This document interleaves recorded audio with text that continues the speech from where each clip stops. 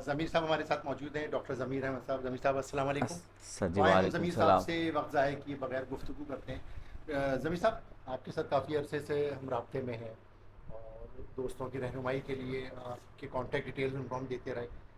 तो इस वक्त पाकिस्तान में मुख्तलिफ़ किस्म के वायरसेस लवबर्ड्स के हॉबियर्स को तंग कर रहे हैं, जिसमें पॉक्स, पोलियामा और भी कुछ और किस्म के वायरसेस हैं। तो पहले थोड़ा सा हमारे व्यूअर्स को अपना इंट्रोडक्शन काइंडली दें। उसके बाद आप बताएं कि कौन कौन से वायरसेस हैं और उनके लिए आपने जो चीज़ें बनाई हुई हैं वो क्या हैं, किस तरह लोग उनसे अपने बर्ड्स को ठीक कर सकते हैं, प्लीज़। मेरा नाम डॉक्टर ज़मीर अहमद है और बेसिकली मेरी क्वालिफ़िकेशन डीवीएम है और पीएचडी मेरी इम्यूनोलॉजी और वैक्सीनोलॉजी के अंदर है। और पिछले 22-23 साल से जो है तकरीबन मैं वेटनरी पैथोलॉजी से ज़्यादा कंसर्न रहा हूँ, जिसमें वैक्सीन डेवलपमेंट है, एंटीबॉडीज़ हैं, वायरस आइसोलेशन है, बैक्टीरियाज़ हैं, पोस्टमार्टम्स हैं, कस्टमाइज्ड वैक्सीन्स हैं, इंडस्ट्रियल लेवल पर डायग्नोस्टिक फैसिलिटीज़ हैं। ये सारा काम मेरा ये पिछले 20-22 साल का यही एक्सपीरियंस है। लव बर्ड में इस वक्त जब मैंने इस 2013 में और 14 में ये काम देखा या शुरू किया, तो उस वक्त मसला ये था कि कोई वैक्सीन अवेलेबल नहीं थी और पॉक्स की स्पेसिफिकली लव बर्ड्स के हवाले से। और पहले मैं ये बता दूं कि इस वक्त जो सबसे बड़ा चैलेंज है लव बर्ड और जो पैरट्स के पालने वाले जो ब्रीडर्स हजरात हैं, उसमें करंटली इस वक्त जो है पॉक्स सबसे ज़्यादा फैला हुआ है पूरे पाकिस्तान के अंदर। अगर फिर उसके बाद देखा जाए तो कोराइजा है, पैरामॉक्सी है, पोलियामा है, एडिनो वायरस का इन्फेक्शन है और लीकोसिस वायरस है। ये बेसिकली वायरस के अंदर ये सब मौजूद हैं। और और बैक्टीरियल जो डिजीज़ है उसमें सबसे ज़्यादा कोराइजा जो है, जो आँखों में एक्चुअली मिसलीड हो जाता है फार्मर। पॉक्स और कोराइजा दोनों बेसिकली टारगेट करते हैं आँख और रेस्पिरेटरी ट्रैक को। कोराइजा में ये होता है कि आँख सूज जाती है एक या दो साइड पर, उसमें ओडिमटस फ्लूइड इकट्ठा हो जाता है जो वाइट कलर का, पेल कलर का होता है, और आँखों में से जो है ना पानी निकलता रहता है। और ये बैक्टीरियल डिजीज़ है बेसिकली, और ये रेजिस्टेंस है। लेकिन सबसे पहले हम आते हैं पॉक्स पे, जो सबसे बड़ा एक मेन इशू है। पॉक्स जो है वो बहुत ही यूनिक है इस वक्त लव बर्ड के अंदर, क्योंकि इसकी कोई वैक्सीन अवेलेबल नहीं थी पॉक्स की, स्पेसिफिकली पेरट्स के अंदर। और 2013 के अंदर मैंने ये वैक्सीन डेवलप करना शुरू की और इसके अंदर फिर मैंने इसमें प्रॉब्लम एड्रेस की है कि एक तो ये वायरस जो था, वो जो ऑलरेडी वैक्सीन मुर्गियों की अवेलेबल थी वो काम नहीं कर रही थी। पहले हमने उसके टेस्ट लगाए और पॉक्स के जो वायरस था लव बर्ड का, इसको आइसोलेट करने के बाद हमने चैलेंज किया। हमने कहा क्यों हम नई वैक्सीन बनाएं या उसकी तरफ जाएं, क्योंकि वैक्सीन बनाने के लिए बहुत ज़्यादा इन्वेस्टमेंट की और बहुत ज़्यादा रिसर्च और बहुत ज़्यादा मटेरियल्स की ज़रूरत होती है। तो ऑलरेडी जो एक बनी बनाई पॉक्स की चिकन की वैक्सीन अवेलेबल है, तो हम उसको पहले चेक करें। तो जब हमने उसको चेक किया तो पता ये चला कि जो एवियन पॉक्स थे चिकन की, उसकी कोई एफिकेसी नहीं है लव बर्ड के वायरस के अगेंस्ट। यानी कि वो लवबर्ड के वायरस में कोई फ़ायदा नहीं कोई पहुंचाती। फ़ायदा नहीं देती, बल्कि होता ये है कि वो हमने जब यूज़ की और उसको चैलेंज किया हमने अपने लव बर्ड के पॉक्स से, तो उसमें 100% ही इन्फेक्टेड हुए बर्ड्स और कोई प्रोटेक्शन नज़र नहीं आई। हमने दोनों तरीके से किया, डायरेक्ट भी किया, इनडायरेक्ट भी किया, लेकिन कोई प्रोटेक्शन नज़र नहीं आया। तो डेफिनेटली वो बेसिकली एक न्यू स्ट्रेन था और जो स्पेसिफिकली टारगेट कर रहा था लव बर्ड्स को। और उसमें एलेक्जेंडर्स थे, एलेक्जेंडर की म्यूटेशन थी, सनक्योर था, और सनक्योर भी था, और कनक्योर जो है आपकी, इसकी भी म्यूटेशन हो, जिसकी भी यानी कि केन्योर की जितनी वैरायटीज़ हो गई उस सभी सब उसमें के काउंट अंदर होंगी। वो इन्फेक्शन कर रहा था। फिर जब फर्दर एक दफ़ा इंक्लूडिंग ये वाला जो स्ट्रेन था लव बर्ड का, वो चिकन को भी इन्फेक्टेड कर रहा था, लेकिन चिकन वाला जो है वो कनक्योर को और अपना एलेक्जेंडर को इन्फेक्टेड नहीं कर रहा था। ओके। तो एक्चुअली स्ट्रेन की अंदर डिफरेंस था, बहुत बड़ा डिफरेंस था ये। और जब हमने उसको वैक्सीन्स डेवलप करना शुरू की तो सबसे बड़ा प्रॉब्लम ये आ रहा था कि फ्लाइंग बर्ड्स में कैसे हम जो है ना इंजेक्शन लगाएं। बाजू में भी नहीं लगा सकते थे क्योंकि बाजू में कोई जगह ही नहीं होती थी, और इवन 16-18 गेज के निडल से भी लगाते तो भी इशू था। और अगर लगा लेते थे, वैक्सीन के अंदर कोई एडजुवेंट डालते थे तो वो ओडिमस फ्लूइड इकट्ठा हो जाता था बाजू में वो, और परिंदा जो था वो तकलीफ में होता था। कई दफ़ा क्या होता था, वो अपना पर तोड़ लेता था। तो इस वजह से उसमें एक ये इशू आ रहा था कि हम कोई एडजुवेंट वैक्सीन नहीं बना सकते थे जो लॉन्ग टर्म प्रोटेक्शन दे पॉक्स के अंदर। दूसरा इशू था पकड़ने का। तीसरा इशू स्ट्रेस का था। चौथा एक इशू जो सबसे बड़ा ये था कि हमारे मुल्क में इलेक्ट्रिसिटी का भी प्रॉब्लम है जो कॉस्ट वाइज बहुत महंगी है, और गरीब लोग हैं, उनके पास फ्रिज और कोल्ड चेन मेंटेन नहीं कर सकते, चाहे वो बायर है चाहे वो ब्रीडर है। तो मेरे ये भी दिमाग में था।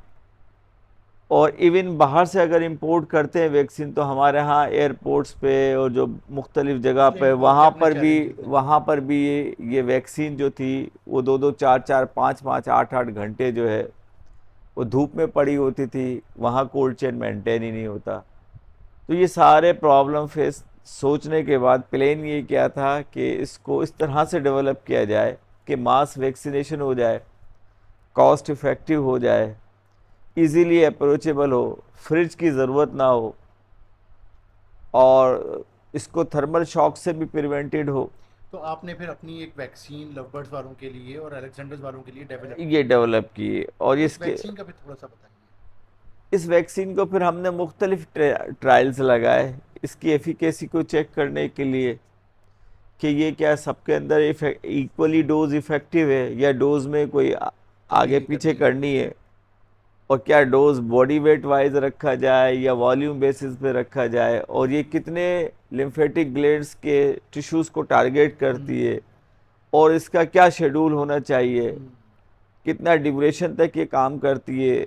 ये सारा डेटा इकट्ठा करने में मुझको कोई 3-4 साल लग गए। तो दोस्तों आप ये देखें, अभी हम आगे जब चलेंगे तो आप सुनेंगे वैक्सीन डेवलप हो गई, लेकिन वो वैक्सीन डेवलप जो हम सब हॉबियर्स के लिए हुई, उसके लिए डॉक्टर साहब के 3 से 4 साल लगे, फिर जाके कहीं ये किसी नतीजे पे पहुंचे। फिर जब ये आ गए तो जाहिर बात है इस पे सारी रिसर्च एंड डेवलपमेंट करने के लिए कॉस्ट मैंने इस पे अपने ऑन बेयर की, क्योंकि आपको पता है गवर्नमेंट और प्राइवेट तो कोई भी इसको सपोर्ट नहीं करता। और मैंने बहुत कोशिश की कि लोग मुझे फाइनेंशियली सपोर्ट करें, लेकिन कोई भी सपोर्ट नहीं कर रहा था। तो फिर मैंने अपने ही रिसोर्सेज पे ये थोड़ा थोड़ा आहिस्ता आहिस्ता काम करता रहा। इवन मुझे ट्रायल्स के लिए बर्ड्स भी चाहिए थे। अच्छा डॉक्टर साहब, मैं यहाँ थोड़ा सा व्यूअर्स के लिए आपको माजरत के साथ रोकूंगा। बाहर कंट्रीज़ में क्या होता है, डॉक्टर साहब जैसे टैलेंटेड लोगों को वहाँ की लोकल गवर्नमेंट्स सपोर्ट करती हैं फाइनेंशियली, और वो कहती हैं आएँ आप काम करें, रिसर्च करें, फंड्स हम आपको देंगे। यहाँ सिचुएशन डिफरेंट है। ये पाकिस्तान की इस बर्ड हॉबी के लिए, जिसमें बहुत बड़ी एक इन्वेस्टमेंट शामिल है, उसके लिए इनको किसी ने सपोर्ट नहीं की, और इन्होंने अपने ही फंड्स के थ्रू अपना टाइम लगा के एक वैक्सीन डेवलप करी। ये एक अलमिया है हमारे मुल्क में। और बेसिकली मेरे पास फंड्स की बहुत कमी थी, शॉर्टेज थी, मटेरियल भी नहीं था। तो मैंने क्या किया कि इसी वैक्सीन्स को बेचना शुरू किया, और इसी से फंड्स आहिस्ता आहिस्ता इकट्ठे करने लगे, और इसी के ट्रायल्स भी करता रहा साथ साथ, और इसी को उस पर लेकर गया। अच्छा ज़मीर साहब, अब ये बताइए, ये तो बेसिकली आपने बताया कि आपको वैक्सीन बनाने के लिए किन किन मराहिल से और गुजरना पड़ा और कितने साल लगे, कहाँ से सपोर्ट आई, कहाँ से सपोर्ट नहीं आई, फंड्स कहाँ से अरेंज हुए, एक्सेट्रा। अब ये बताइए, आपने जो वैक्सीन बनाई हुई है बर्ड्स के लिए, वो वैक्सीन किन बीमारियों में कारआमद है, और उस वैक्सीन को हम इस्तेमाल कैसे करते हैं? देखें, ये बेसिकली इस वक्त लव बर्ड और लव बर्ड की जितनी भी म्यूटेशन है उसके अंदर इस्तेमाल कर सकते हैं इस वैक्सीन को। सन क्योर के अंदर भी कर सकते हैं। अलेक्जेंडर है आपके पास, बड़ा मिट्ठू या छोटा मिट्ठू जिसे कहते हैं, उसकी जितनी म्यूटेशन है उनके अंदर भी। और कनक्योर, ये सनक्योर की जो भी है आपकी, इसमें ये बेस्ट रिजल्ट्स आ रहे हैं इसके अल्हम्दुलिल्लाह। बहुत इजीली, पहले इसके हम 3 डोज में प्रेफर करता हूँ। कि दिए जाएं। एक 0 दिन पे दें, डे 1, उसके बाद इसको 12 दिन पे दें, क्योंकि 0 से पहले 10 दिन तक जो है वो तकरीबन आईजीएम एंटीबॉडीज़ बनना शुरू होती है। तो आईजीएम नॉट स्पेसिफिक एंटीबॉडीज़ होती है इस सेंस में, और हमें क्योंकि पॉक्स की स्पेसिफिक एंटीबॉडीज़ चाहिए होती है, तो आफ्टर 12 सेकेंड डोज में वो आना शुरू होती है। और थर्ड डोज जब लगाते हैं तो हर्ड प्रोटेक्शन आ जाती है। तो इस तरह फर्स्ट 3 डोज दिए जाते हैं, जो हमारी लेबॉर्ट्रीज में डेटा आ जाता है वो यही बता रहा है। अच्छा, मैं अपने व्यूअर्स के लिए थोड़ी सी ब्रीफ कर देता हूँ आसान लफ्ज़ों में। व्यूअर्स, जो डॉक्टर साहब की वैक्सीन है, आपने मिसाल के तौर पे महीने की पहली तारीख, फॉर एग्जांपल आपने 1 जनवरी को अपने बर्ड्स को इनकी वैक्सीन कराई, उसके बाद आप 12 जनवरी को यानी कि 12 दिन के बाद दूसरी वैक्सीन की डोज कराएंगे। उसके बाद आप तीसरी डोज 30 दिन के बाद कराएंगे, यानी कि फरवरी का महीना आ जाएगा, 12 फरवरी तकरीबन 30 दिन हो जाएंगे 20 से आप। 25 दिन में आप रिपीट करा सकते हैं। तो यानी कि आप 7-8 फरवरी को तीसरी डोज करवा सकते हैं। तो पहली डोज करवाई, उस दिन पहला दिन था, दूसरी डोज करवाई 12वां दिन था, तीसरी डोज 12वें दिन के तकरीबन 25 से 30 दिन के अंदर अंदर आपने करवा लेनी है। ये डॉक्टर साहब आपको बताना चाह रहे हैं। बिल्कुल ऐसा ही है। अच्छा, इसके थोड़ा सा बाद आपने मुझे बताया था कि जो आपकी वैक्सीन की एक बोतल है, कितने लव बर्ड्स के लिए है? वो 100 परिंदों के लिए काफ़ी है। उसमें +10-20 हमने रखे हुए हैं, ताकि कभी आगे पीछे हो जाए या ड्रॉपिंग के मेथड से या पीने के पानी के, तो वो कवर कर लेती है। अच्छा, as far as I know, आपने दो तरीके, हम जब पहले बात कर रहे बिल्कुल, थे, वो दोनों तरीके व्यूअर्स को बताइए किस तरह से कर दो सकते तरीके। एक तरीका ये है कि आप 5 मुंह के ऊपर जो ना बेसिकली सुराख है, सुराख के साथ साथ उनके यहाँ लिम्फेटिक ग्लैंड्स हैं, दोनों आँखों में, यहाँ पर, नाक पे और मुंह के अंदर। तो बेसिकली जब 5 सुराख हैं, मैं इनको 5 सुराख से तशबीह हैं। देता हूँ। आप 5 कतरे फी परिंदा 1 ml की जो वैक्सीन है उसके अंदर डाल दे, 500 कतरे, तो 5 कतरे फी परिंदा हो जाएगा।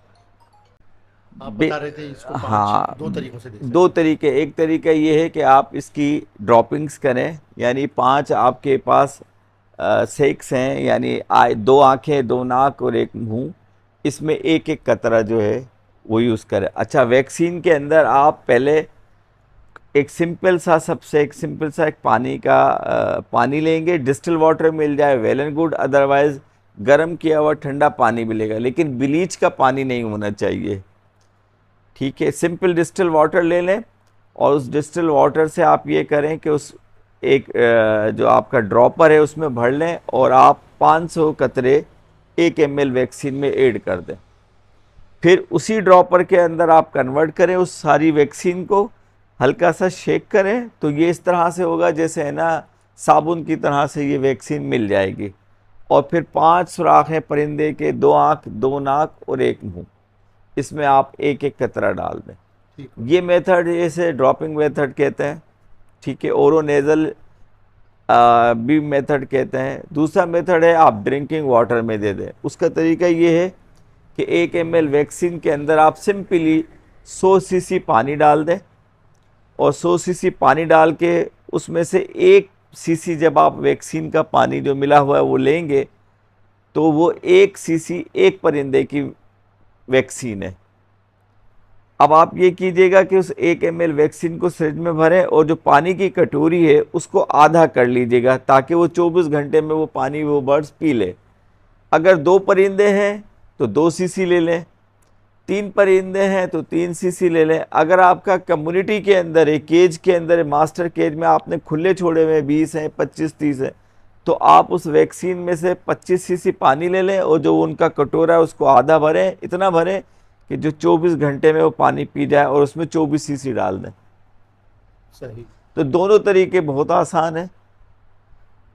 इसके अलावा भी आप इंजेक्शन लगाने की, तो फ्लाइंग बर्ड्स में मैंने ये नहीं कि मोस्टली कर सकते हैं, लेकिन है ना, मैं उसको प्रेफर नहीं करूंगा। आप यही अच्छा, दोनों यहाँ पे मेथड। आपने जमीर साहब एक और ये भी बात बताई थी, जो बॉक्सेस के अंदर छोटे बच्चे होते हैं, अगर आपके पास देखें बहुत ज़्यादा देखें बर्ड्स हैं, तो बच्चों को हम कैसे करवाएं हाँ, अगर नियंत्रण आपके में? पास देखिए, इसका सीधी सीधी सी कैलकुलेशन है कि बच्चों को 1 ml वाला पानी पिलाने वाला तरीका तो पॉसिबल है ही नहीं, तो आप उसको ड्रॉपिंग करेंगे। अब इसका तरीका ये होता है कि ये बेसिकली वैक्सीन बनाई गई है ब्रीडर्स और बड़े बच्चों, बड़े परिंदों के लिए।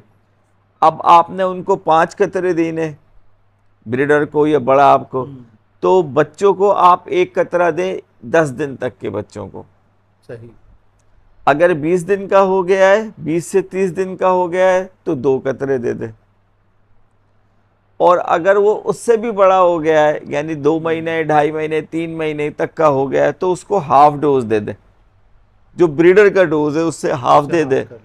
और जब उसको रिपीट करना है तो सबको ब्रीडर के साथ जब 7-8 महीने तो रिपीट करा ले।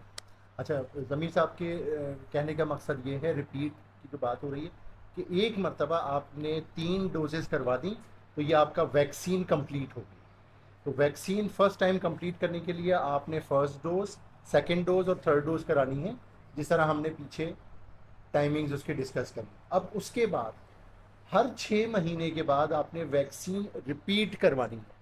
देखें, इसमें ये होता है कि जो हमारी लेबॉर्ट्री में टेस्ट आते हैं उसमें ये शो करता है कि ब्रीडर जो इम्यूनाइज्ड होता है वो अपने बच्चों को, मैं ज़रा इसको डिटेल से बता दूं, बच्चे जो होते हैं उसमें 10 दिन तक की वो प्रोटेक्शन एंटीबॉडीज़ ट्रांसफ़र करता है जर्दी के ज़रिए, पॉक्स की। लेकिन 10 दिन के बाद क्या होता है, उसकी जो एंटीबॉडीज़ टाइटर होता है, जो यानी पैसिव आपने इम्यूनिटी होती है, वो रिड्यूस होना शुरू हो जाती है। तो मोस्टली क्या होता है, महीने के अंदर अंदर अगर वो ब्रीडर इम्यूनाइज नहीं होता है और बगैर इम्यूनाइज वैक्सीन के, वो सबसे पहले पॉक्स जो है वो बच्चों को टारगेट करती है, फिर वो पट्ठों को टारगेट करती है, और फिर उसके बाद वो ब्रीडर को ये पैटर्न है जो मैं देख रहा हूँ। अच्छा, जो लोग इस चीज़ के कायल ही नहीं है कि हम पॉक्स को वैक्सीन नहीं करें, उनके बच्चे, ब्रीडर, पट्ठे सारे ही इन्फेक्टेड होते हैं। यूँ समझें कि बग़ैर ब्रेक के जो है ना वायरस उनके फार्म में चल रहा होता है, तबाही मचा रहा होता है। और जिन लोगों के पास वैक्सीनेटेड किए हुए होते हैं उनके अंदर क्या होता है, ब्रेक लगे हुए होते हैं, इतनी स्पीड से नहीं जाता। वो बताता है कि मैं आ रहा हूँ, और फिर वो जितनी देर करेंगे उतना नुकसान होता है। उसका आइडियल हल ये होता है कि फ़ौरन पॉक्स वैक्सीन दोबारा की जाए, और वैक्सीन करने के फ़ौरन बाद डिसइंफेक्टेंट इस्तेमाल किए जाए, पीने के पानी में दिया जाए, क्योंकि ज़्यादातर वायरसेस जो है उनकी मोड ऑफ ट्रांसमिशन जो है वो वाटर है, और डायरेक्ट ट्रांसमिशन है। जैसे चोगे से चोगा दे देते हैं नर मादा को या बच्चों को दे दे, तो वो एक्चुअली डायरेक्ट वायरस ट्रांसमिशन कर रहे हैं।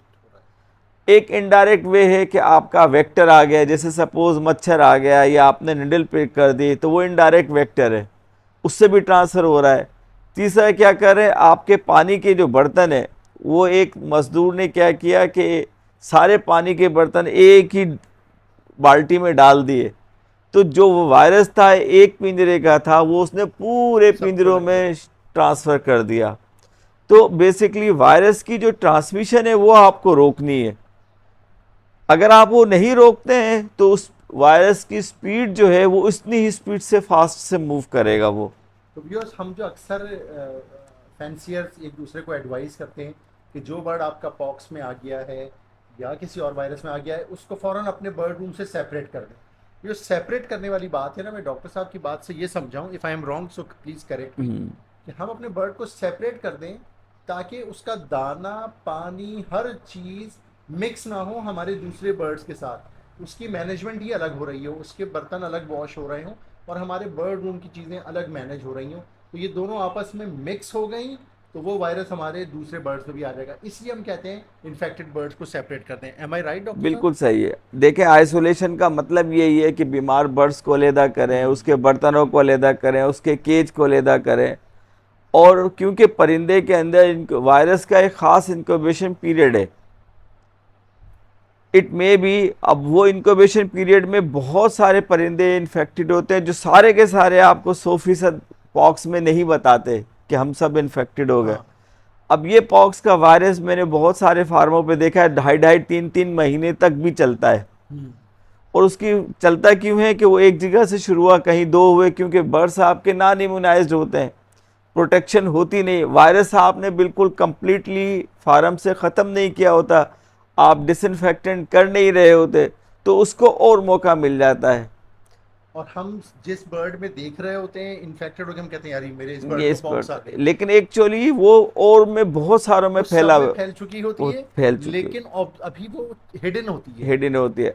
अब उसमें कुछ और कैरियर बन जाते हैं, कैरियर भी बनते हैं जो वायरस शेडर होते हैं, कुछ प्री क्लिनिकल होते हैं, कुछ क्लिनिकल होते हैं, कुछ सिम्टम्स बिल्कुल फिजिकली दे रहे होते हैं, उसी में मोर्टेलिटी भी होती है, बच्चे जल्दी मरते हैं, फिर पट्ठों में आ जाती है। तो एक है ना, यूँ समझे एक पूरा फार्म में घमसान की लड़ाई चल रही होती है। हाँ। अच्छा, अब जो पुराने फार्मर होते हैं उनको इस चीज़ का आइडिया होता है, वो एक्सपीरियंस होते हैं, वो उस चीज़ को डील कर लेते हैं। जो नया फार्मर होता है या जो नया हॉबियर है, वो सबसे ज़्यादा सफ़र करता है। ना उसको प्रॉपर मेडिसिन का पता होता है, ना उसको प्रॉपर वैक्सीनेशन का पता होता है, ना वो कम्युनिकेट करता है किसी और से बात करते हुए, डरता है कि कहीं ऐसा ना हो कि मेरी बीमारी से। जब यहाँ पे अक्सर लोग जैसे मुझे भी राब्ता करते हैं और भी साथियों से डिस्कशन होती है कि जी हम बर्ड लेकर आए थे कहीं से ख़रीद के, थोड़े टाइम के बाद हमारे बर्ड्स में एक बीमारी हमें नज़र आ रही है। अब क्योंकि उनको जैसे आपने बताया वो इतना एक्सपीरियंस नहीं होती है, उनको नॉलेज नहीं होती है, उनको अवेयरनेस नहीं होती, हम कहीं से ऐसे बर्ड ले लेते हैं जो बज़ाहिर देखने में बिल्कुल ठीक होते हैं लेकिन वो कैरियर होते हैं। जी। उस वक्त तो वो कुछ भी नहीं शो करते हैं, वो आने के बाद कुछ अरसे में, कभी 10 दिन में, कभी 1 दिन में, और मे बी समटाइम 3 महीने में, इस वक्त की कोई मियाद मुकर्रर नहीं है, वो बर्ड हमारे बर्ड रूम में आने के बाद बीमारी को जाहिर करते हैं। और ये हमें पता ही नहीं होता कि जो बर्ड हमने ख़रीदा था ये उसकी वजह से आई है या किसी और वजह से आई है। सम टाइम हमारे उस खरीदे हुए बर्ड की वजह से आई होती है, क्योंकि वो कैरियर बना होता है, उसने आने के बाद वायरस हमारे बर्ड रूम में छोड़ा होता है। जब वो वायरस अपनी समझ में पक जाता है, तैयार हो जाता है, तो पीक वो पे। बर्ड्स में फिर नज़र आता है। फिर हम कहते हैं, और हमें ये बात मालूम ही नहीं हो चलती है कि ये वायरस आया किधर से। तो बर्ड की बाइंग में इंतहाई केयरफुल रहें, ये पर्सनल मेरा मशवरा है। अच्छा डॉक्टर साहब, ये बताइएगा कि ये जो आपने वैक्सीन डेवलप की है, स्पेसिफिकली कौन कौन से वायरसेस में ये इफ़ेक्टिव है? देखें, पॉक्स की वैक्सीन पॉक्स के लिए ही कारआमद है, किसी और बीमारी के लिए नहीं है। हाँ, मैंने इस वक्त जो है पॉक्स की, बेसिकली ये डाईवेलेंट वैक्सीन है, इसमें 2 स्ट्रेन पॉक्स के मैंने मिक्स किए हुए हैं, दोनों आइसोलेट किए थे। एक लव बर्ड के फार्म से लिए हैं और एक अलेक्जेंडर का है। तो ये बेसिकली दोनों स्ट्रेन जो मिल के अलेक्जेंडर स्पीशीज़ को भी, सनक्योर भी और लव बर्ड दोनों को कवर कर लेती। तो डॉक्टर साहब ये कह रहे हैं तो इनकी पॉक्स की वैक्सीन है, लवबर्ड्स, अलेक्जेंडर्स और केनियोर की जितनी भी वैरायटियां हैं उन सब में ये पॉक्स में बहुत अच्छा काम कर रही है। बिल्कुल अल्हम्दुलिल्लाह। अच्छा, हमने एक और वायरस का शुरू में डिस्कशन की थी, पोलियामा वायरस, जो हम बहुत सुनते हैं। इसके लिए आपके पास क्या मौजूद है मेडिसिन? इसकी पोलियामा की वैक्सीन मैंने आज से 2 साल पहले ये वायरस आइसोलेट कर लिया था और इसकी वैक्सीन के डेवलपमेंट पे काम भी कर लिया था। और इस साल मैंने जो है वो पोलियामा की वैक्सीन लॉन्च कर दी, फ्यू फार्मर्स को मैंने ये दी है। और उसमें लव बर्ड्स में भी हैं और अलेक्जेंडर स्पीशीज़ भी हैं कनक्योर में, क्योंकि पोलियामा भी जो है बहुत ही डेंजरस वायरस है। ये पॉक्स के फ़ौरन बाद भी आता है और कहीं कहीं फार्म पे पहले भी आ जाता है। और इसने भी एक तरह से तबाही मचाई हुई है। जो बच्चे हैं वो बिल्कुल ही सबको, यानी एक दफ़ा अगर किसी एक बच्चे में पोलियामा आ जाता है तो सारा ही फार्म जो है उसका तबाह हो जाता है। अच्छा, थोड़ी सी हमारे व्यूअर्स के मदद के लिए ये बताएं, एक आम रीडर को अपने बर्ड को देख के कैसे पता चले कि इसको पॉक्स है या पोलियामा है? देखें, पॉक्स में तो बहुत क्लियर नज़र आता है कि उसके पास नोड्यूल्स बनना शुरू हो जाते हैं आँख पर, उसके सॉफ्ट टिश्यूज़ उसके पैरों पर, उसकी बॉडी के ऊपर, तो वो तो क्लियर हो जाता है कि दोनों आँख में या मुंह के अंदर है या बाहर स्किन पे नज़र आता है। पोलियामा एक्चुअली नज़र नहीं आता। पोलियामा ज़्यादातर जो टारगेट करता है वो आपके बच्चों को करता है, जो पहले दिन से लेके 6 हफ्ते तक के बच्चे होते हैं उनको टारगेट करता है ये वायरस। और वो जो मोस्टली ब्रीडर कैरियर होता है। और अनफॉर्चुनेटली इस वक्त हमारा ब्रीडर पूरे पाकिस्तान का हर फार्म पे कहीं ना कहीं पोलियामा वायरस मौजूद है। और जब उसको मौका मिलता है, सीज़न चेंज होता है, तो ये वायरस जो है ब्रीडिंग सीज़न पे ज़्यादातर नज़र आता है, अदरवाइज़ नॉन ब्रीडिंग सीज़न पे नज़र नहीं आता। जैसे इसकी मिसाल है बजरी के अंदर PFD जो होती है, वो भी एक्चुअली पोलियामा वायरस की ही फॉर्म है एक तरह की।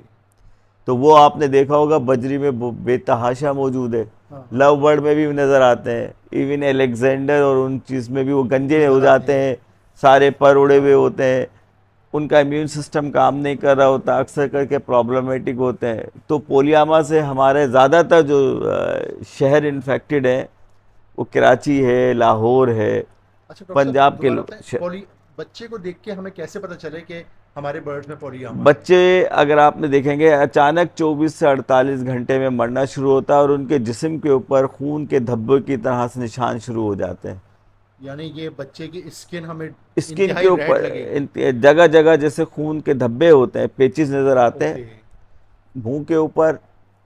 जो कराची वाला वायरस का स्ट्रेन है वो ज़्यादातर मुंह को टारगेट कर रहा है, मुंह और उसके रीजन के ऊपर पोलियामा के धब्बे पड़े हुए होते रेड कलर हैं, के। रेड कलर के।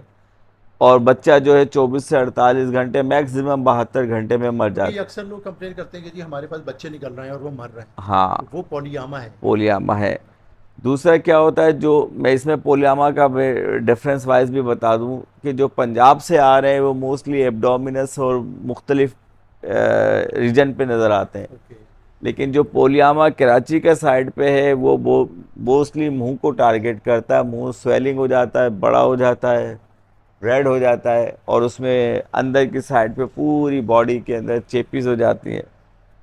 और अगर आप पोस्टमार्टम करेंगे तो उसका जो पूरी बॉडी के अंदर जगह जगह खून के लोथड़े नज़र आएंगे। तो अगर हम अपने बड़े बर्ड्स को पोलियामा की वैक्सीन भी करवा देते हैं तो हमारे बच्चे सेफ होना शुरू हो जाएंगे? जी बिल्कुल। एक्चुअली मसला ये आता है कि अर्ली स्टेज के अंदर जो पोलियामा की वर्ल्ड वाइड जो वैक्सीन अभी मेरे पास नहीं पहुंची है, मैंने अमेरिका से वो ऑर्डर की है, लेकिन वो बहुत महंगी है, पाकिस्तानी फार्मर्स के लिए अफोर्डेबिलिटी नहीं है।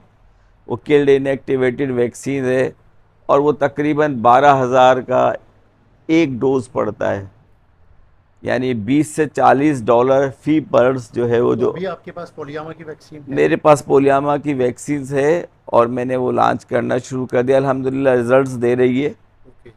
और तो वो वो भी भी मैं, बड़े बर्ड्स को करवानी है? वो डेफिनेटली बड़े बर्ड्स को करानी होगी ताकि है ना बच्चे आपके प्रोटेक्शन में आए, प्रोटेक्शन में क्योंकि है। बच्चों के अंदर इतना एंटीबॉडीज टाइटर नहीं होता, अपना इम्यून सिस्टम उनका अपना काम नहीं कर रहा अच्छा, होता। अब लवबर्ड्स वालों के पास इसका मतलब है, जो मैं समझता हूँ, पॉक्स भी होगी, पोलियामा भी होगी, तो वो इन दोनों वैक्सीन्स को अगर करवाना चाहें तो क्या तरीका डेफिनेटली होगा? कर, उसका तरीका ये होगा कि पहले वो पॉक्स को प्रेफर करें और ब्रीडिंग पे आने से पहले 3 शॉट पोलियामा के भी लगाएं।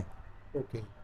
यानी आप, इसका तरीका ये होगा, पहले पॉक्स करें, उसके हफ्ते 10 दिन के बाद पोलियामा करें, फिर पॉक्स करें, फिर पोलियामा करें। इस तरह से एक रूटीन बनानी पड़ेगी। तो अगर पॉक्स की पहली डोज करा दी महीने की पहली तारीख को, उसके एक हफ्ते के बाद पोलियामा की पोलियामा पहली करें, डोज करवा दी, पहली डोज करें। और फिर पॉक्स की जो दूसरी डोज हमने 12 दिन पे करवानी थी, वो 1 जनवरी को अगर कराइए तो 12 जनवरी को फिर पॉक्स की दूसरी पॉक्स की डोज, दूसरी डोज। और फिर इसी तरह पोलियामा की जिस दिन कराई थी उस दिन से 11-12 दिन के बाद पोलियामा की दूसरी डोज। बिल्कुल ऐसे ही। और जिस तरह आपने हमें गाइड किया, 3 डोज हमने करवानी है कोर्स हाँ, मुकम्मल करने के लिए। 3 डोज कराने के बाद अब मैं इसका पैटर्न देख रहा हूँ हर वैरायटी के अंदर पोलियामा का, क्योंकि ब्लड सैंपलिंग आ रहे हैं तो मैं उसको एक्चुअली एडजस्ट भी कर रहा हूँ साथ साथ। तो तरीका यही होगा जैसे हम पॉक्स का कर रहे हैं, क्योंकि ये पोलियामा भी डेफिनेटली हम इंजेक्टेबल पे नहीं जा सकते। सही है। और ब्रीडर को इम्यूनाइज कराएंगे तो ब्रीडर क्या होगा, अपनी पैसिव एंटीबॉडीज ट्रांसफ़र करेगा बच्चों बेबीज़ में। में, और बेबीज़ के अंदर कम से कम वो 2 से 3 हफ्ते में फिर हम उसको भी एक एक ड्रॉप देंगे। ठीक है, तो सेम व्यूअर्स, प्रोसीजर जो पॉक्स का है वही वही पोलियामा में मैंने डेवलप किया है। जो डॉक्टर साहब ने अभी थोड़ी देर पहले पॉक्स का पूरा तरीका बताया, बच्चों को कैसे करानी है, कितने ड्रॉप्स कराने हैं, बड़ों को कैसे करानी है, पीने के पानी में कैसे मिलानी है, वही सेम प्रोसीजर पोलियामा के लिए हम यूज़ बिल्कुल। करेंगे। अच्छा डॉक्टर साहब, आपने 2 चीज़ें और डेवलप की हुई हैं, एक जो हम कोराइजा पानी है। में मिला के देते हैं और हाँ। एक जो हम स्प्रे करते हैं, उसका काइंडली ब्रीफली अगर बता दें। देखें, इस वक्त हमारे पास डिसइंफेक्टेंट जो है हर एवरी की बहुत बड़ी इम्पॉर्टेंट है। अगर बीमारी से बचना है और आपको बायो बर्डन से अपने परिंदों को बचाना है, जैसे आप वायरसेस हैं, पानी के ज़रिए भी आ रहे हैं, दाने के ज़रिए, फंगस हैं, बैक्टीरियाज हैं, तो हमने क्या करना है, एक्चुअली हमें डिसइंफेक्टेंट चाहिए। तो इस वक्त मैंने जो एक डिसइंफेक्टेंट डेवलप किया है वो बेसिकली लोकल मार्केट से केमिकल लेके उसकी फार्मूलेशन की बेसिस पे अपनी लेबॉर्ट्री में डेवलप किया है और लोकल डिजीज़ के लिए किया है। अब ये जो बीमारियां ख़ास ख़ास तो मैंने आपको बता दी, जिसमें पॉक्स है, पोलियामा है, कोराइजा है, एडिनोवायरस है, हेपेटाइटिस इन्फेक्शंस हैं, और भी दो तीन और इस तरह के मैंने देखे हैं, पैरामोक्सी के, और वो भी, ये सारे स्ट्रेन्स मेरे पास जो पैथोजेनिक डिजीज़ हैं उनके मेरे पास सैंपल्स मौजूद हैं।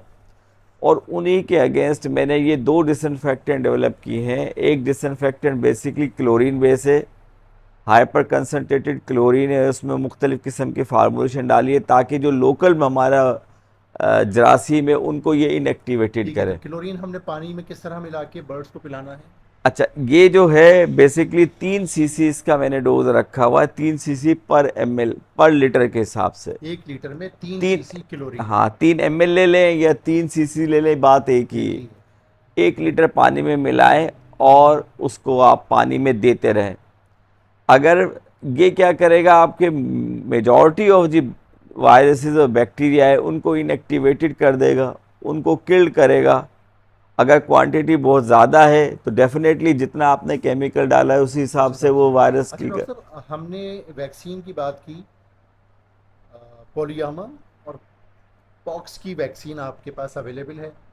फिर कुछ और आपने हेपेटाइटिस, एडिनो, जो मुख्तलिफ बीमारियां और बताई? देखें ऐसा है, होता है कि मैं कस्टमाइज वैक्सीन भी बनाता हूँ।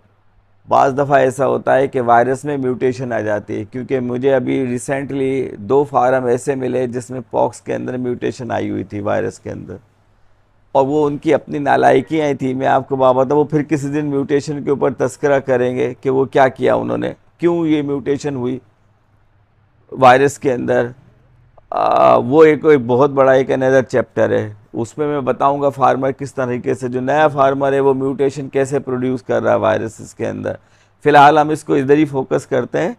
तो 3 ml पर लीटर ये डिसइंफेक्टेंट है, बेसिकली ये इनएक्टिवेटेड कर देता है बहुत ज़्यादा जो लोकल वायरसेस हमारे पास मौजूद है उनको इनएक्टिवेटेड कर देता है, बैक्टीरियाज हैं, फंगस को।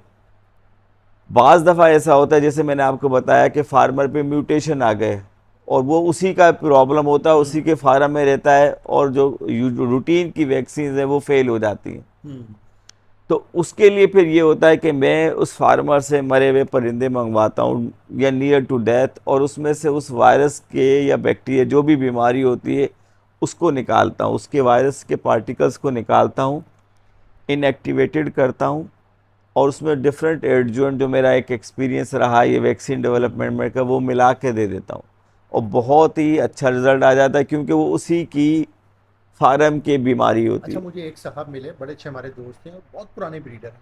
वो कह लगे मैंने ज़मीर साहब की वैक्सीन इस्तेमाल करी थी, मुझे तो कोई फ़ायदा नहीं हुआ। अब आपकी बात सुन के मुझे ऐसा लग रहा है उनके पास म्यूटेंट वायरस आया हुआ मे था, भी जिसमें आपकी नॉर्मल वैक्सीन ने अपना रोल प्ले ही नहीं किया देखें और उन्होंने फर्दर चेक करवाया। देखें मैं आपको एक बात बताऊं, मसला ये होता है कि अगर इम्यून सप्रेस है उस परिंदे का, हाँ। जिसकी एक मैं मिसाल बताऊं, लास्ट ईयर एक साहब मुझसे सर्दियों में वैक्सीन लेके गए, मेरे पास पूरे साल की वैक्सीन का डोज बना हुआ था, तो सबकी वैक्सीन एक ही थी। 10 फार्मर मुझसे वैक्सीन ले गए, हम्म। 9 ने कहा कि बेहतरीन रिज़ल्ट है, 10वें ने मुझे आके कंप्लेन करी कि रिज़ल्ट नहीं है। हाँ। तो मैंने उनसे पूछा, भाई रिज़ल्ट है, आप सेकंड डोज यूज़ करो। उसने सेकंड भी कर ली, थर्ड भी कर ली, थर्ड के बाद भी उसने जब मुझे ये आके कहा हम्म। कि डॉक्टर साहब मेरे पास तो अभी भी पॉक्स है, हम्म। तो मैंने कहा चल लेट्स सी, मैं आके देखता हूँ हम्म। कहाँ है। आप बिलीव करेंगे, वो 10वें फ्लोर के ऊपर उसके केज थे, सर्दी से उसने बचाया हुआ नहीं था, पिंजरे खुले हुए थे, डायरेक्ट ठंडी हवाएं उसको क्रॉस कर रही थी, ऊपर से गर्मी में 12 बजे के करीब डायरेक्ट उसके टीन के जो ऊपर की छत थी गर्म हो जाती थी। अब उसमें वो एक्सपेक्टेड कर रहा है कि वैक्सीन इसमें रिजल्ट दे, हाँ। ऑलरेडी बर्ड्स स्ट्रेस के अंदर मौजूद है। हम सर्दियों में लिहाफ पहन के उड़ते हैं। सोते हैं और वो मुझे ये, जब मैंने उनको ये कहा तो उसने कहा जंगल में भी तो ऐसे रहते हैं। अब जंगल में परिंदा जो होता है वो दरख्त के नीचे गर्मी में छुपा हुआ होता है। कुदरती अपनी जगह बना अब लेता अगर है। बर्ड्स इम्यून के स्ट्रेस के अंदर है, बायोलॉजिकल स्ट्रेस में मौजूद है, जैसे सर्दी है, हाँ गर्मी है, न्यूट्रिशन की क्वालिटी उसकी अच्छी नहीं है, हाँ। उसको कोई चिचड़ियाँ हैं, जुएँ बुखार हैं, नहीं है। फंगस है, उसकी खुराक का टाइमिंग सही नहीं है, बच्चे अंदर मौजूद है, सफाई अगर उसकी नहीं है, तो वो बर्ड्स स्ट्रेस में है, वो इम्यूनिटी कुव्वत मदाइफत बनाएगा हाँ या वो उस वायरस से मुंह देगा जो उस पर मौजूद है। एग्जैक्टली। तो तो ये वजह होती है कि कभी अगर हम कहें कि जी हमने किसी से भी वैक्सीन ली और सबके पास उसने अपना कामयाबी के साथ रोल प्ले किया, लेकिन हमारे पास नहीं करा, तो कुछ और वजूहात होती हैं, जिस तरह डॉक्टर साहब ने एक शेड का जिक्र किया। अब मैं आपको एक कोयटा में एक साहब के पास भंग मौजूद थी, और उसने क्या किया कि नॉर्मली 1-2 किलो भंग डालते हैं, उसने उसमें 40 किलो भंग मिला दी। उफ, और मुझे वहाँ से फ़ोन करता है कि डॉक्टर साहब आपकी पैरामोक्सी की वैक्सीन जो है कामयाब नहीं है, मेरा परिंदा जो है ना वो घूम रहा है। अब रानी खेत के अंदर भी जो परिंदे घूम रहे होते, क्योंकि वो न्यू कैसल डिजीज़ के अंदर न्यूरोलॉजिकल सिम्टम दे रहे हैं। अब मैं परेशान कि ये क्या है, मैंने उससे ब्लड सैंपल मंगाया, जब लैब में चेक किया तो बेहतरीन एंटीबॉडी स्टार्टर थी, और वो कोई 50-60 मरे हुए परिंदे भी ले आया। जब वो पोस्टमार्टम करके देखा तो उसमें भी कुछ भी नहीं था। तो मैंने उसको बोला क्या तुमने डीडीटी इस्तेमाल की है, कोई ऐसा न्यूरोटॉक्सिन यूज़ किया है जिसके साथ ये हो क्या रहा है, इसमें तो एंटीबॉडीज़ मौजूद है। हम्म। काफ़ी देर मैंने उसे बिठाया। अच्छा अच्छा, दोस्तों, डॉक्टर साहब ने वर्ड यूज़ किया एंटीबॉडीज़ मौजूद हैं। मैं आपको बताऊं, ये वर्ड है एंटीबॉडी, हम जब वैक्सीन करा चुके हैं होते हैं अपने बर्ड को, उसमें एंटीबॉडी सेल्स बन जाते हैं, यानी कि सादे लफ्ज़ों में बर्ड में इम्यून सिस्टम स्ट्रांगली बन गया होता है। जी। आप कंटिन्यू करें। अच्छा, अब वो जब उसकी मैंने वो डिफरेंशियल डायग्नोसिस पे गया तो पता ये चला कि उस पठान साहब ने जो है ना 40 किलो भंग डाली हुई थी, वो भंग उसको बहुत ज़्यादा मिल गई कि पता नहीं क्या होता है उसने इससे, खानी थी वो परिंदों को वो खिला दी। परिंदों को खिला दी। रिजल्ट क्या हुआ, वो ना नशे में डूब इंटॉक्सिकेशन गया। हो गई, और वो ना जैसे न्यू कैसल की डिजीज़ की तरह से उसने हाँ, परिंदे ने शुरू कर दिया। अब वो कंप्लेन करता था डॉक्टर साहब वैक्सीन काम नहीं करती। जबकि उसने कोई और गलती अब करी उसने थी। वो और गलती की हुई, सारा इल्ज़ाम जो है ना वैक्सीन पे वैक्सीन डाल के दिया। ऊपर आ गया है। जब ये सारी तहकीक करके बाद मुझे पूछा, मैंने कहा भाई ज़रा मुझे फीड का फार्मूला बता दें, तो पता ये चला कि इसमें तो उसने 40 किलो भंग डाली और उसने एडमिट किया। एक तीसरा फार्मर था जिसने 200 परिंदे नए डाले लव बर्ड के। अब उसकी बात भी सुने कि म्यूटेशन कैसे होते, अब किस्सा मुख्तसर करता हूँ। उसने 2000 की पैरामोक्सी मुर्गियों की जो वायरस की वैक्सीन थी, उसने अपने 200 बर्ड्स को यूज़ करा दी, यानी दो इतनी हाई किलो, डोज। इतनी हाई डोज। और हुआ क्या, एक हफ्ते के अंदर उसमें पैरामोक्सी आ गई और उसके 100 से ज़्यादा परिंदे ख़त्म हो गए। अब जब वो मेरे पास आया, मुझसे आके कहता है डॉक्टर साहब मैंने डिसइंफेक्टेंट यूज़ किया, ये यार रुक ही नहीं रहे, क्या हो गया है इनको। तो मैंने कहा आपने डिसइंफेक्टेंट जब शुरू किया जब एंड में था, और मैंने कहा किस पागल ने आपको कहा था कि 2000 मुर्गियों की पैरामोक्सी की वायरस आप 200 परिंदों में पिलाएं, आपको अब किसी मुर्गी इतनी बड़ी और लव बर्ड इतना सा, तो इतनी बड़ी 2000 मुर्गियों के लिए जो वैक्सीन थी, वो इतने इतने से 200 बर्ड्स को पिला दी। 200 बर्ड्स को पिला दी। और हुआ क्या कि विथ इन ए वीक उसका पूरा जो ख्वाब था वो चीखा हॉबियर का चौधा। ख़त्म हो गया। अब इससे हुआ क्या, ना सिर्फ उसने म्यूटेशन डेवलप कर दी लव बर्ड में, हाँ, कि अब वो जो वायरस उसने कितना इनएक्टिव स्ट्रॉन्ग वायरस आ गया। स्ट्रॉन्ग डेवलप हो गया लव बर्ड में, बल्कि उसने और अपने फार्मर्स के लिए भी एक तो प्रॉब्लम ये क्रिएट जहाँ कर। जहाँ कैरियर बनेगा तो सबके। अच्छा डॉक्टर साहब, अभी आपने एक वर्ड यूज़ किया पैरामॉक्सी, और आपने मुझे एक दफ़ा बताया था कि इस वक्त पॉक्स के अलावा एक और वायरस पैरामॉक्सी भी मौजूद है।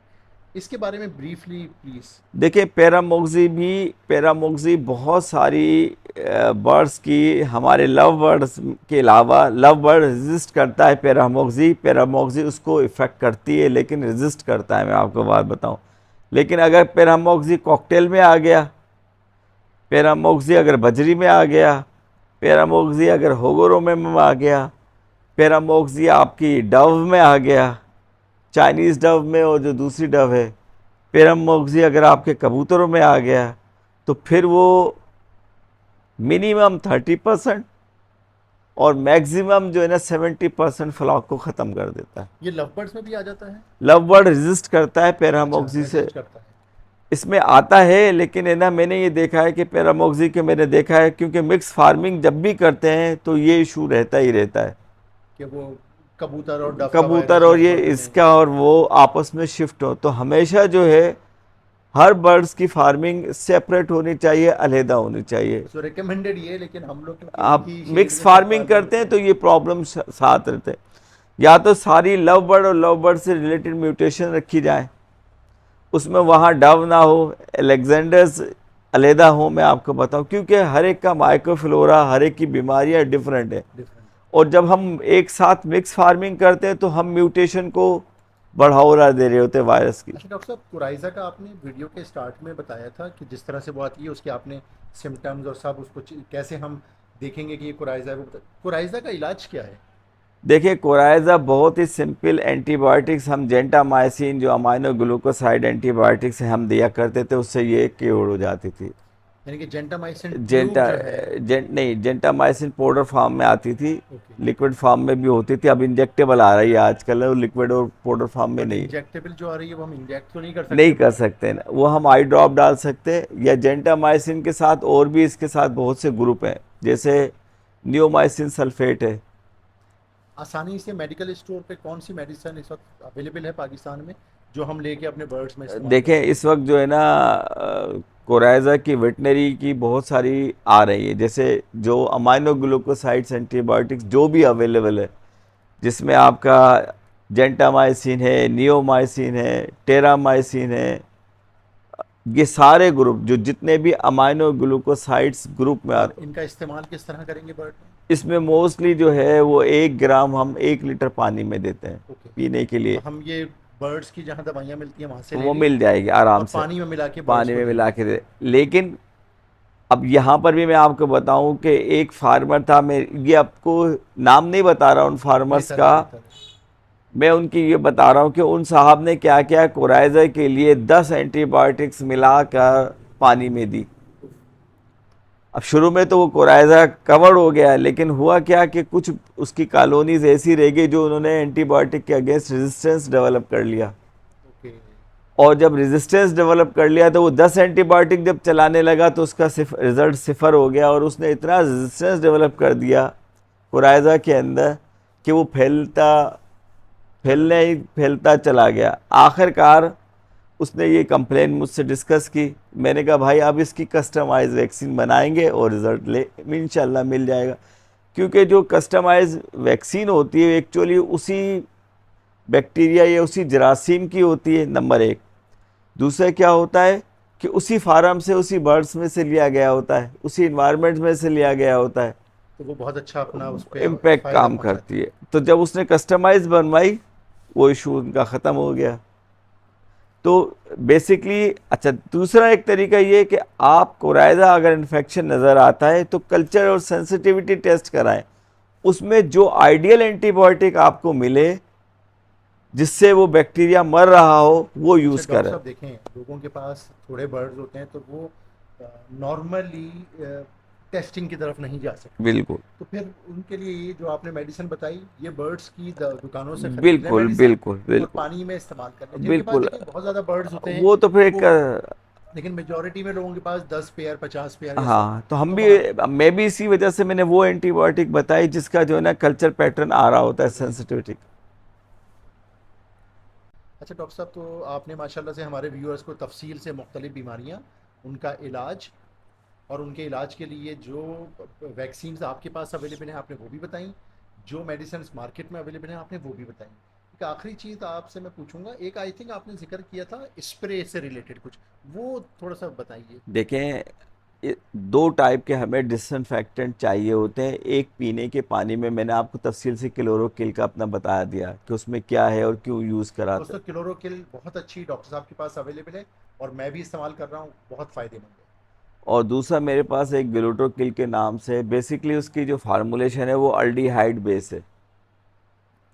अल्डिहाइड जो है बहुत ही पावरफुल डिसइंफेक्टेंट होता है, और जब हम उसको स्प्रे करते हैं, मैं आपको बताऊं तो जालियों के ऊपर पानी के बर्तनों पे, दाने पर, हंडियाओं पर, और ज़ख़म जहाँ होता है पॉक्स का, उसके ऊपर जब मारते हैं तो वो एक्चुअली उसके ऊपर सूदिंग इफ़ेक्ट डालता है और उसको कवर कर लेता है। तो ये डिसइंफेक्टेंट क्या होता है, लॉन्ग एक्टिंग होता है और आपके एनवायरनमेंट के वायरसेस को भी किल कर रहा होता है। तो हम अपने बर्ड रूम की हर चीज़ के ऊपर इसका स्प्रे कर हाँ, सकते हैं, इसका नुकसान कोई नहीं कोई है। नुकसान नहीं। बर्ड्स पे, पिंजरों पे, दीवारों पे, फर्श पे, बर्ड के पिंजरे, दवा, उसकी पॉट्स, हर चीज़ के ऊपर। हर चीज़ पे कर इसका सकते। ड्यूरेशन कितना हम रखेंगे? देखिए, आइडियली ये होता है कि अगर बीमारी बहुत ज़्यादा स्पीड से फैल रही है तो आप बार बार करें, डेली करें। डेली करें, 2 दफ़ा करें, 3 दफ़ा भी कर सकते हैं, हर 4-4 घंटे के बाद करें। अगर बीमारी आपके पास नहीं है तो नॉर्मली 1 दफ़ा कर दें, दो कितने दफ़ा अरसे में एक दफ़ा? 1 दफ़ा 1 दिन में कर दें पूरा। अच्छा, तो ये भी हमने सुना है कि जी 15 दिन में या हफ्ते में एक दफ़ा तो एटलीस्ट करना है अगर वो बीमारी नहीं है। देखें, आइडियली अगर आप बायो सेफ्टी और सिक्योरिटी रख रहे हैं, आपकी क्लीनिंग है अच्छी है, आपका पानी स्टरलाइज पानी आ रहा है, आपके बर्ड्स के फार्म में कोई बीमारी नहीं है, कोई और इशू नहीं है, तो आपको महीने में करें, 15 दिन में करें, सही वो है। तो डिपेंड करता है आपका एनवायरनमेंट फार्म का कैसा कैसा है। है? सो दोस्तों, ये हमने दवाइयों का डिस्कशन कर ली, वैक्सीन की डिस्कशन कर ली, कौन सी बीमारियां पाकिस्तान में या कराची में मौजूद हैं, उनको कैसे हमने मैनेज करना है वो हमने डिस्कशन कर ली। क्लोरोकिल का इस्तेमाल पानी में कैसे करना है और इसके फ़ायदे क्या हैं वो हमने डिस्कस कर लिया। फिर स्प्रे के लिए जो डिसइंफेक्टेंट डॉक्टर साहब ने बनाया हुआ है वो कैसे करना है, बीमार परिंदों में कैसे करना है, आपकी एवरी में कोई बीमारी नहीं है तो कैसे करना है, उसका ड्यूरेशन क्या होना है, हमने ये डिस्कशन कर ली।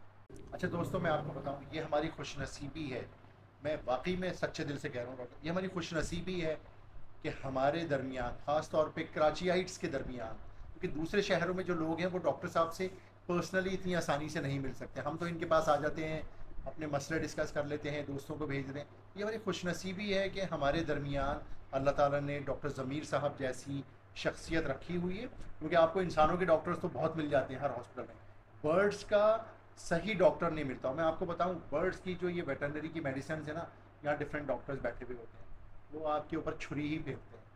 आपको, मुझे ज़िंदगी में वहाँ से कोई ख़ास फ़ायदे नहीं पहुँचे, लेकिन ज़मीर साहब वाकई में, मैं अपने डॉक्टर साहब, ये मैं आपके सामने तारीफ़ नहीं हो रही, लेकिन मैं आपको कहूँ आप वाकई में ठीक है, आप अपनी जो चीज़ें हैं आपकी, उनकी आपकी एक कॉस्ट है वो आप लेते हैं, उसमें ज़ाहिर प्रॉफिट भी है, वो लेना चाहिए, वो आप लेते हैं, लेकिन आप हम सब लोगों के लिए खिदमत कर रहे हैं, ये हमें एडमिट करना चाहिए। तो ये हमारी खुशकिस्मती है कि डॉक्टर ज़मीर हमारे दरमियान मौजूद हैं, जिनके बताए हुए फार्मूले और मशवरों से हम अपने बर्ड्स को सेव कर लेते हैं। तो ये कराची वालों के लिए ख़ास तौर पे ज़मीर साहब हमारे लिए अल्लाह ताला की एक नेमत है। अच्छा डॉक्टर साहब, अपनी कॉन्टैक्ट डिटेल्स अगर दोस्तों से शेयर करने हो, आपसे रब्ता करना चाहें। मेरा नाम डॉक्टर ज़मीर है और मेरा मोबाइल नंबर 030033333831 है। मेरा ईमेल एड्रेस ahmedahmad_doctor2003@yahoo.com है। स्काइपी पे भी यही ZA के नाम से है और मेरी वैक्सीन्स के ऊपर डिटेल लिखी हुई है। अच्छा, कोई टाइमिंग्स आपसे रब्ता करने की? काइंडली कोशिश कीजिएगा कि काइंडली 6 से 10 तक भी कोई भी बंदा मुझे कॉल करता है तो मैं उसका रिप्लाई ज़रूर देता हूँ। व्हाट्सएप पे आप मैसेज छोड़ेंगे, मैं इंशाल्लाह अपने जो कस्टमर्स हैं उनको भी रिप्लाई देता हूँ, उनकी हेल्प करता हूँ। अदरवाइज़ संडे के दिन मोस्टली, क्योंकि आपको पता है मेरी मसरूफियात होती है फार्म पे तो बहुत मुश्किल हो जाती है, लेकिन अदरवाइज़ मैं वॉइस मैसेज व्हाट्सएप पे भेजेंगे, मैं इंशाल्लाह रिप्लाई दूंगा और हेल्प करूँगा। डॉक्टर साहब, आप किस हॉस्पिटल के साथ वाबस्ता हैं? मैं पिछले 23 साल से गवर्नमेंट के इदारों के साथ वाबस्ता रहा हूँ। मोस्टली गवर्नमेंट इदारों में रहा हूँ, फेडरल गवर्नमेंट के साथ, प्रोविजनल गवर्नमेंट के साथ। इस वक्त करंटली यूनिवर्सिटी में एनिमल रिसर्च पढ़ाता हूँ मैं। एमफिल पीएचडीज़ को एनिमल रिसर्च के हवाले से उनको ट्रेन करता हूँ ताकि अच्छे रिसर्चर बन सके। तो दोस्तों, उम्मीद करते हैं इस वीडियो से आपको कुछ ना कुछ सीखने को मिलेगा, और अपने बर्ड्स को, अगर बीमारी कोई आई हुई है तो आप अपने बर्ड्स को महफूज कर सकें। डॉक्टर साहब, आपका बहुत बहुत शुक्रिया, बहुत शुक्रिया, आज बड़ी अपनी बात। इतनी extensive no no knowledge no no और नो अपनी जो इशू। आपने चीज़ें डेवलप की हुई हैं उसके बारे में तफसील से बताने का। दोस्तों, उम्मीद करता हूँ इस वीडियो से सीखने को आपको मिला होगा। वीडियो को लाइक ज़रूर करिएगा और अपना प्यारा सा कमेंट ज़मीर साहब के लिए ज़रूर दीजिएगा।